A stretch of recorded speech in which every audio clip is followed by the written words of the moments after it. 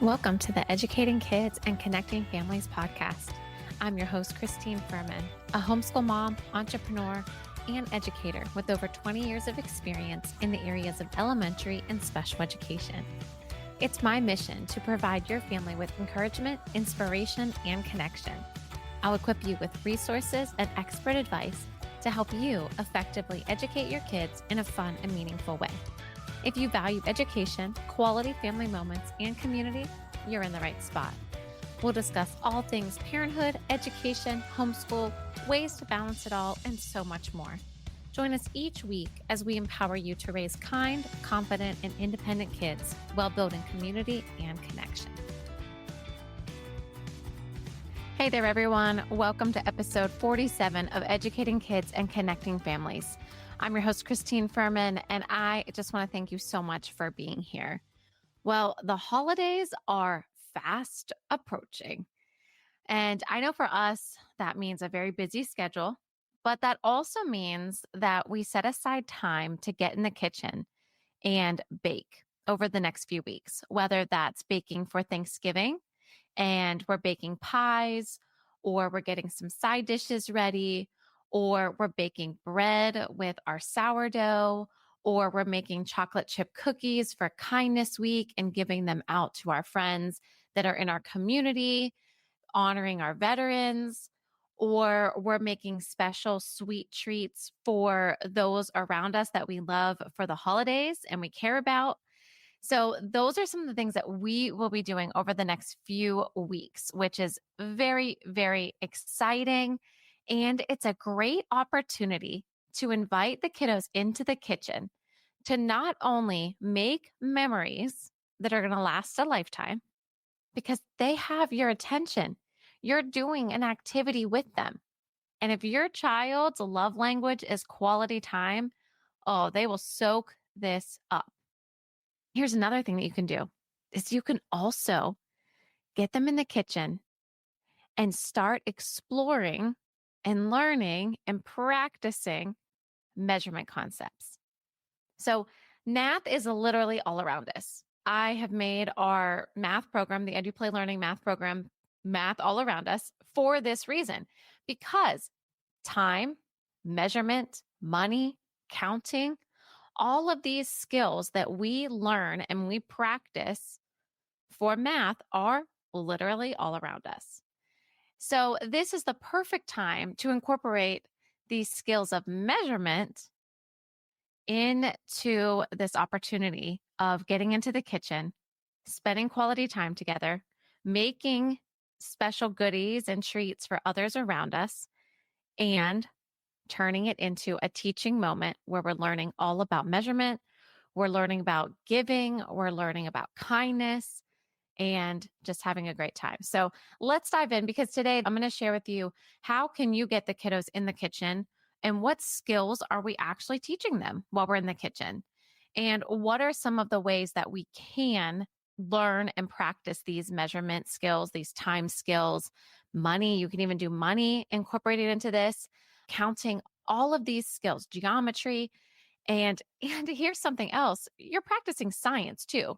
These reactions that are happening, this bringing items or ingredients together and turning them into something new. I mean, this is all around us. It's all science, it's all math. So it's all exciting, and reading, because you're reading recipes as well. So what I would love to know before we even dive in is, one, do you love having your kids in the kitchen? So for me, my kids have been in the kitchen pretty much since they were babies. I remember having those bumbo seats, and I would set Alex on the counter, which I know is not safe, but I was literally right there making things with Ella. So we had like a counter stool so she can like climb into it. So it had wood all around it, right? It was all boxed in, and she'd be able to climb in through there. And then that way there was no risk of her falling, because if she was on a chair, she could fall off one side or the other or lean back and tip. So this was a great opportunity. So I highly recommend, if you have young kiddos, toddlers, those counter stools.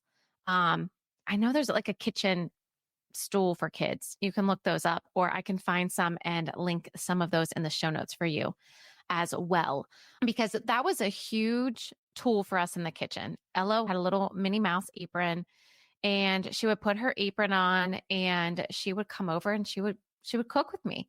And Alex would just sit there and watch us. And then as he continued to be more involved, I let him hold the spoon and I'd hold his hand and we'd practice stirring. But he's watching us put all of these ingredients in, and as we were making these recipes, I would be talking to Ella the whole time. Okay, we're going to make chocolate chip cookies and we have to read this recipe. And look here, what number does this say? Because at that point, she was just young. So just identifying words, letters, numbers. Again, we're getting them into the kitchen. We're practicing these skills, but it's on their level. So then the next year or the next time we get in there and she's learned a little bit more, now we can practice. Well, what does this say? What word does this say? So as they continue to grow, they're going to be able to do more, but invite them in. Make it an enjoyable experience because here's one thing, make sure you have extra time. And I'm going to touch on this a little bit later too, but when we have the kids in the kitchen, we need a little extra time. We need a little extra grace and a little extra patience. So it's kind of like our own little formula, our own little recipe that we need when we get in the kitchen with our kids, because sometimes it's enjoyable and exciting. And for others, and maybe sometimes for ourselves, it's not. And also, moms, think about where you're at in your cycle, because that would play a part too. I know there are certain times of the month when my patience is just very limited. And to say, let's go in the kitchen and make cookies, I don't know that I'm going to be my best self at that moment during that time. But when I have more patience, when I'm in a better mood, when I don't feel, kind of bogged down, I'm going to enjoy it more and they're going to enjoy it more. So keep that in mind, because our kids feed off of our energy, off of the way that we're feeling, off of what we're saying. And so these are all things to think about when you get in the kitchen. So if you do love being in the kitchen, I would love to know that. I would love to know if you love being in the kitchen with your kids and what are some of the things that you love making with your kids. If being in the kitchen is stressful for you and you're like, nope, I don't like it at all, I would love to know that too. And I would love to be able to either help you and provide some ideas that you could get in the kitchen with your kids and enjoy it, or maybe it's just not your thing and that's okay. So what I would love to just say is just, yes, join that Facebook group, Educating Kids, Connecting Families. Join the conversation there. Let us know those things. But also for those that it may be a little bit stressful, I encourage you also to check out the EduPlay Learning YouTube channel, because I record videos of me in the kitchen with the kids.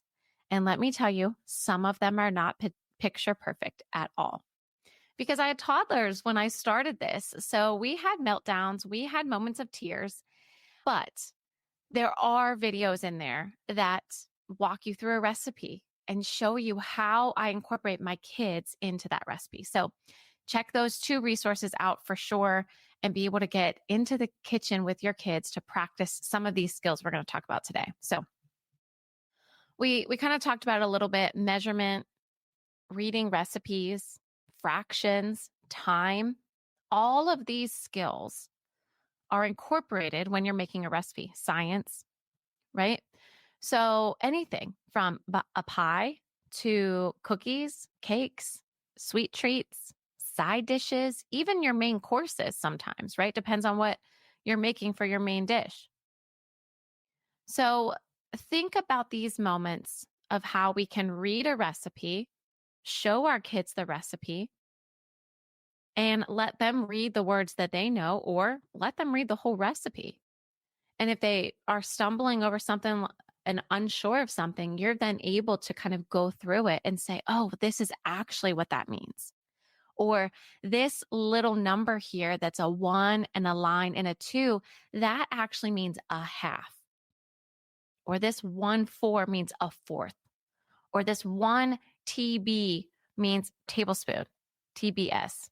And TPS is teaspoon, right?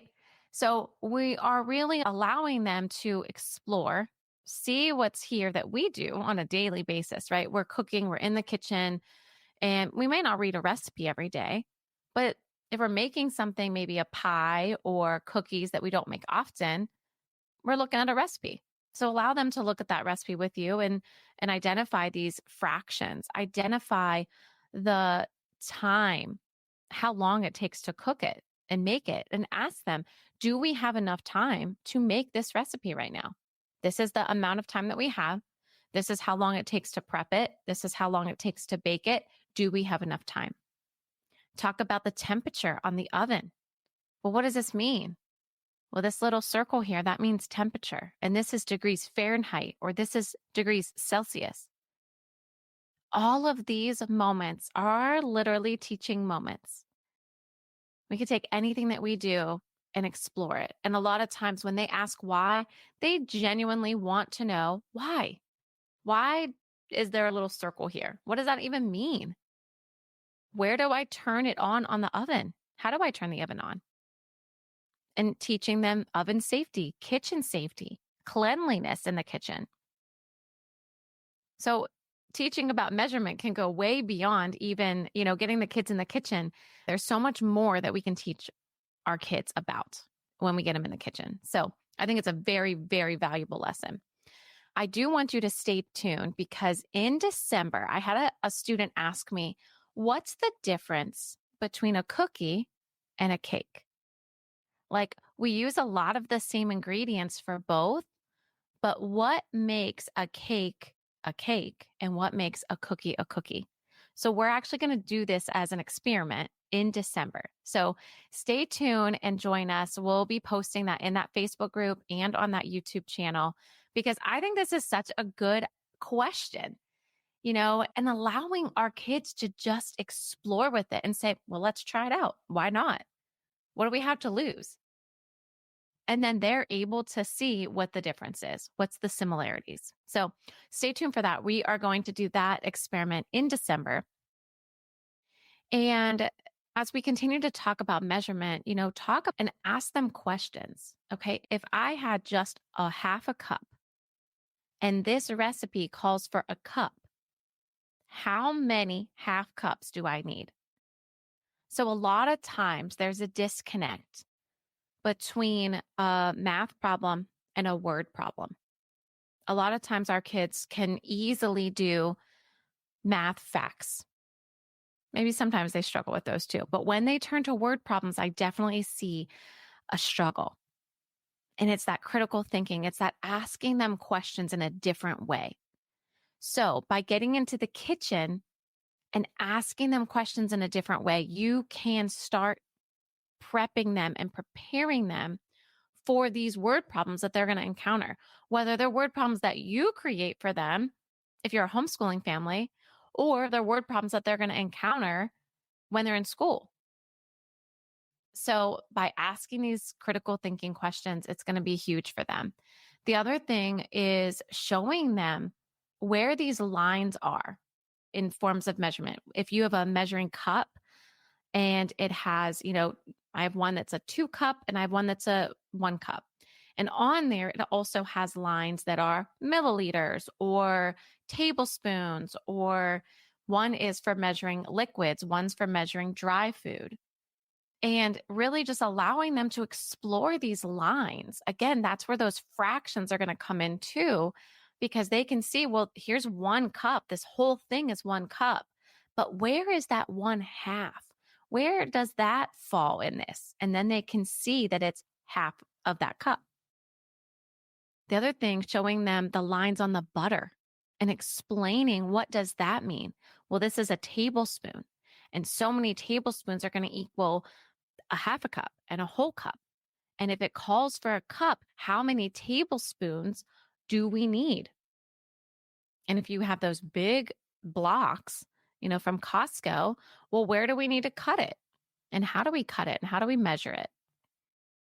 And here's something too, I just thought of this, was knowing on a recipe if the recipe calls for melted butter, softened butter, cold butter, because that right there can change the entire recipe.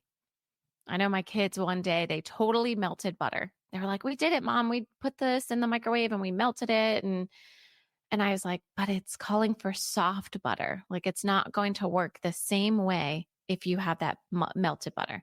Now, could I have showed them the experiment and said, let's try it with the melted butter and then let's try it with the cold butter or softened butter? Definitely. It's a great learning opportunity for them to see. Maybe it won't make a difference, but I know in my own experiences, sometimes it does definitely make a difference. So, those are some of those little teaching moments that you can have with your kiddos.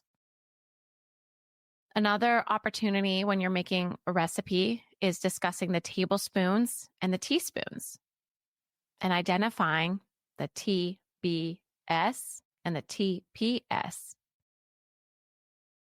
Or is it TBSP? Right? Anyway, tablespoons and teaspoons, right? And knowing that it's very similar, like they look similar, but look at this one, it's much bigger than this one. And practice, give them a bowl, give them some flour or sugar or even beans, and let them practice how many teaspoons. Beans aren't going to work so great with teaspoons and tablespoons, but with cups, half cups, quarter cups, right? All of those other measuring spoons and cups, it may work, but letting them kind of explore how many teaspoons equal this tablespoon, how many tablespoons equal this quarter cup, how many quarter cups equals a whole cup. So again, we can really dive into a fraction lesson here, and you can just really do it with them right there in the kitchen and say, okay, this is a quarter cup. How many of these do we need to fill up this whole cup? And then they can practice. Now we can show them that this is one whole cup. And that was 4 pieces of this whole cup. So there's so many different avenues that you can go here when you have the kids in the kitchen and really just explore and dive in and let them ask the questions. You can come up with the word problems, the scenarios, but let them ask those questions too. And say, well, what would happen if, or what if I did this? So it's a great opportunity to enjoy that time with our kiddos and just practice all of these math skills, so it doesn't necessarily have to be sit down and do an activity sheet or a worksheet. Let's get them in the kitchen and let's practice this way. And sure, you can take paper and you can be writing things down. They could be writing things down. Then you could take what you've learned and come back to maybe your classroom area, or we have a blackboard in our room here. So I can show them some of the problems on the board and just kind of dive into it a little bit further in that regard too. So those are some opportunities to measure with measuring cups, measuring spoons, measuring bowls, recipes, different things like that, reading, different things like that. And even the time. Okay. So the time aspect of it is how long do we need to bake it for? Set the timer. What does that mean on the stove? Does that mean 1 minute? Does that mean, 1 hour? Because some stoves are different, or, setting a timer on your phone. So allowing them to see that aspect of it too, the whole process from start to finish. And just remember, allowing yourself extra time when you are working with the kiddos in the kitchen, because sometimes they do have questions and they want to dive in and they want to know more about it. So it's a great opportunity for them. Another opportunity in the kitchen for us is I have started making sourdough, and I'm actually coming up on my 1 year mark of making sourdough. And I guess that's a pretty cool accomplishment. I mean, I've figured it out. I've taught other people. I've shared my starter many, many times. And we have made some wonderful, wonderful things with our sourdough. We make homemade bread now. We've made pretzel bites that my kids ask for all the time. We make blueberry muffins, pancakes, like anything that you can think of. We probably have made it with our sourdough. And here's the thing, the name sourdough is deceiving for what we have. I mean, ours is not sour at all. And it's just so funny for my kids to say that, like, this is made with sourdough, but it's not actually sour. So that's actually been a really cool experience, allowing the kids to see me start something new. And it's kind of a little hobby. And her name's Lola. I've talked about her on the show before. And, I say, oh, I got to feed Lola. I got to take care of Lola, and they know. And even at one point, Ella took care of her when I took a trip one time. And it's just really allowing them to see you have other interests too. You have other things that need your attention. So when we feed Lola, we measure her by weight. And I show them the scale in the kitchen, and ours has grams and pounds and ounces. And I measure everything for Lola in grams. And I just show them, okay, well, first we have to take our starter and we have to put 100 grams in this new clean jar. Now we have to take 100 grams of water. And now we have to take 100 grams of flour and mix it all together. And that's it. Now Lola is fed. She's nice and happy. Now, all of those other recipes are with everything else that's left over. But it allows us to explore these conversations of, well, why are we measuring it in grams? Why are we measuring it with the scale? Why would you not measure it with measuring cups? And showing them the difference of, well, if I measured it with a measuring cup, the liquid and the flour, they're not going to be the same. So I want 100 grams. But if I did a quarter cup and a quarter cup, it's not going to be the same amount. It will be the same measurement. And the flour, we want to measure it by weight. So it allows them to kind of see that. So we're going to dive even more into that this month as we, continue our measurement series and our lessons this month, and allowing them to explore of like, okay, yeah, this is totally different, and comparing and contrasting if I measure it by weight and I measure it with cups, or what does it look like if I measure it with pounds and ounces? And what does that mean? And we got into that lesson a little bit when we did our pumpkin observation. So with our pumpkin observation, we had weight. That was one of our observations. How heavy are your pumpkins? And we had 5 big pumpkins and a bunch of little pumpkins as well. So we weighed the pumpkins on the scale, and the big pumpkins, they first made their estimate. So again, you could do a lot of estimation here, right? What do you think? What is your guess?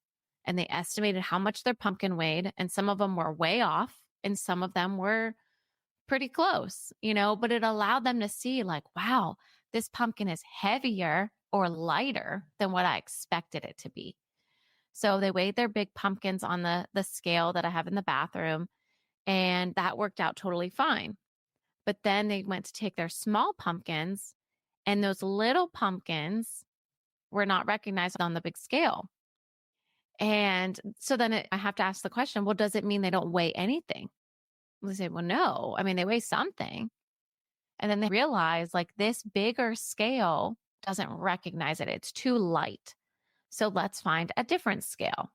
So then we bring in the kitchen scale and allows them to see, well, guess what? These pumpkins weren't even a pound. They were only a few ounces, or they were a pound and an ounce. And it allowed them, again, to explore and see in different avenues. It's allowing them really to explore measurement in many different ways. Another thing that we did when we did our pumpkin observation was we measured the circumference. So we're talking about these bigger words. Well, what is their circumference? What does that mean? Can I measure the circle, around the pumpkin with a ruler? Can I measure it with a yardstick? No, I can't. So what are my alternatives? Well, let's find a tape measure and let's measure it around. And then we started even talking about, well, how can we measure to the nearest inch? What is it to the nearest inch? Well, what are all these other lines on here? So then we started talking about the half inch, the quarter inch, and even the eighth inch. And of course, you take the lesson as far as you can for your kids. If measuring to the inch right now is enough, like if that's the first part of the lesson, you stop there. Great. We measured to the nearest inch. It's about 5 inches. Is it closer to the 3 or the 4? Well, it's closer to the 3, so it's about 3 inches. And allowing them to kind of let that sit with them for a minute. Say, okay, I can measure to the nearest inch. And again, you're comparing, you're estimating. I just had to do this lesson with a student of mine where they had to estimate. And I said, well, what does that mean? And they said, I don't really know. And that is the problem that I'm seeing so often is that our kids are thrown these skills. And if they don't sink in, these terms are still thrown at them. And they're like, but I don't even know what that meant the first time, or I didn't even understand it. How can I understand this better? So there's my little tangent there about, just continuing to practice these skills over and over and over again and allowing our kids to ask the questions, allowing them to have the confidence to say, I don't understand. This is confusing to me. Can we explain it a different way? Can we find a different way for me to learn this, whether it's a video, whether it's getting up on the board and practicing it, whether it's, using actual objects, talking about it more. By the time she left my session yesterday, she said, I get this. I understand. This is actually fun. And that for me, oh, that just warms my heart so much. Those are the sessions that literally light me up and just know that this is exactly what it's all about. So we practiced with estimation yesterday and we had to say, okay, well, is 34 closer to 30 or 40? And we had to look at that number line. So the same thing here with measurement. They're identifying, well, where's that at on the ruler? It's in between the 3 and the 4. Well, what's it closer to? Well, it's closer to the 4. So it's really just preparing them for these skills later on as well. But it gave us the opportunity to measure in length, in inches, in pounds, in ounces, just by doing a pumpkin observation. So don't underestimate some of these opportunities, how much our kids can actually learn from small little lessons, and how you can just really dive in and go deeper on so many things. Because the other thing is you can open up that pumpkin and you can talk about estimation. How many seeds do you think are in here? We actually just read a book about that. A story was how many seeds are in a pumpkin. And it talked about, well, they all thought the bigger pumpkin had the most seeds. And then they had to use these skills of counting by 2s or 5s or 10s.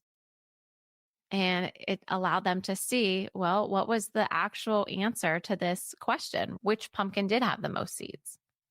I'm not going to tell you. You have to listen to the story. It's on the YouTube channel. Okay, so one more way that we can talk about measurement with our kids. And we are in the season of wrapping gifts. And for me, I'm going to be honest, wrapping gifts are not my favorite thing at all. It's just not. My husband is actually an excellent wrapper and he will wrap gifts before I do. So I love that. But I do want to teach my kids how to wrap and I want to get better at it myself. So here are a few things and a few skills that you can use for your kids. So one, if that is something that you want to do, you could always watch some videos with your kids, right? You can always find some videos. I could definitely do this with my own kids and say, wow, watch this lady or watch this gentleman, this person wrap this gift. Great. Now what did we learn? Listen, I learned so much sometimes too when I'm watching these videos with them. So just know that like YouTube is out there. Google is out there. Find, a resource that can help you. So for us, for wrapping a gift, you can measure the gift. And it doesn't have to be an exact, this is where the estimation comes in. Well, this gift is taking up this amount of space, or it's this shape. So what box is going to be the best fit? How much paper are we going to need? What bag is going to be a good fit? And allowing them to explore. And sometimes the paper is going to be too short. Sometimes we're going to run out of paper and we have to use a strip of it, or use something different or use that paper on a different present. So allowing them to, look at the gift, look at the shape of it, measure it out on paper and see, is that enough to cover the whole gift? and how we're going to fold this up. How are we going to fold the corners in? Where are we going to line it up? How are we going to place the tape? Instead of placing the tape and wasting it, how can we best utilize the tape so it covers more space? Again, all skills that are going to be so helpful for our kids. Not only functional life skills where we're going to be in the kitchen and cooking, we're going to be wrapping presents, we're going to be doing observations and measuring things and how long and how far and estimating, but also skills that are practicing math skills. And that's the best part about it all is like everything that we're doing, we are just practicing these skills. So here is the teaching moment, the community give back opportunity for this month. So what we do, and we've done this for many years, sometimes we wrap a box or we get a basket. So if you're going to wrap a box, so the goal of this is to put out snacks and treats and waters or drinks for the delivery drivers. So if you're anything like us, we get lots of packages. If you can shop local, but if you do get packages, putting out a box for delivery drivers is a great way to say thank you for them. And so what we do is, like I said, you can get a box. I'm thinking like an open box, or you can cut a box open, or, because you're going to want something in the box that they can just easily reach in and grab. So what we've done is we've wrapped the box and we've wrapped even the inside of it. So it was a little bit tricky, but it made it look very festive. Or you could just get a basket. I've seen this and I was like, oh, that's so much easier than wrapping a box. Just putting a cute little festive basket outside or a bin and having all of these different snacks and bags of chips or pretzels or nuts, granola bars, breakfast bars, think of things like that they could just grab and go pretty easy.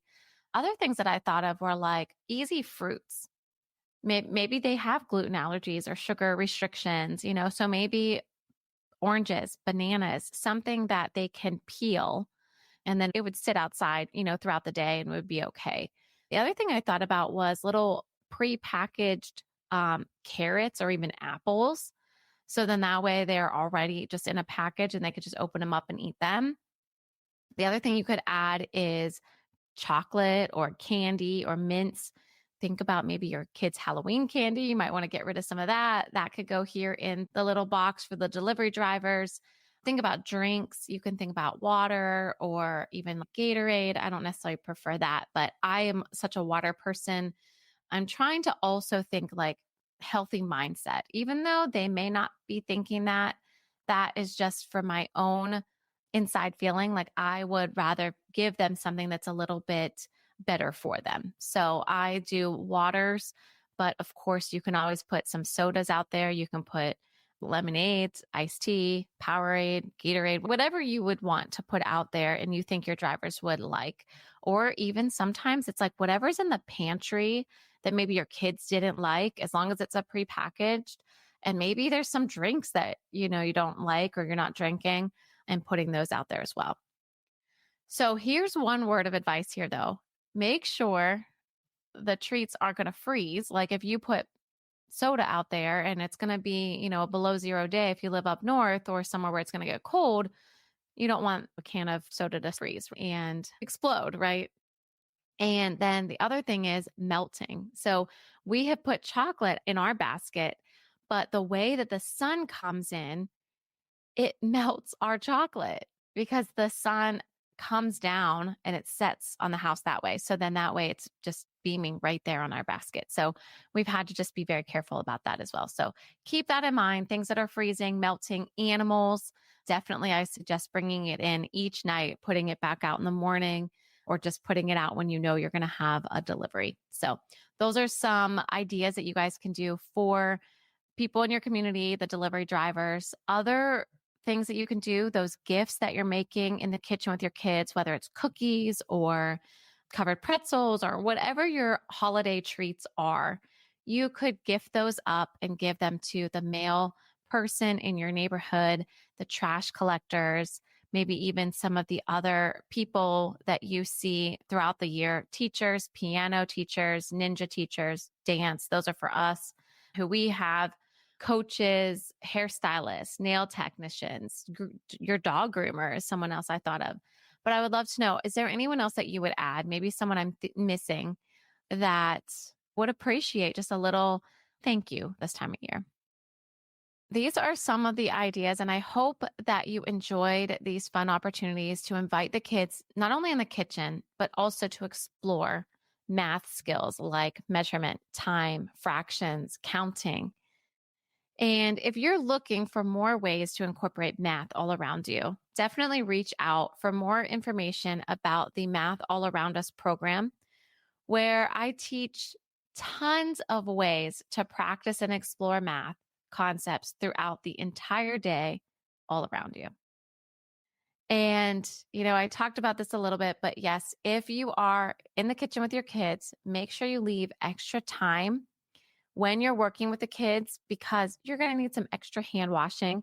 You're going to need to make sure their hair is pulled back. You're going to need some time for them to explore what they're doing, talk about it, discuss counting, maybe even a little taste testing.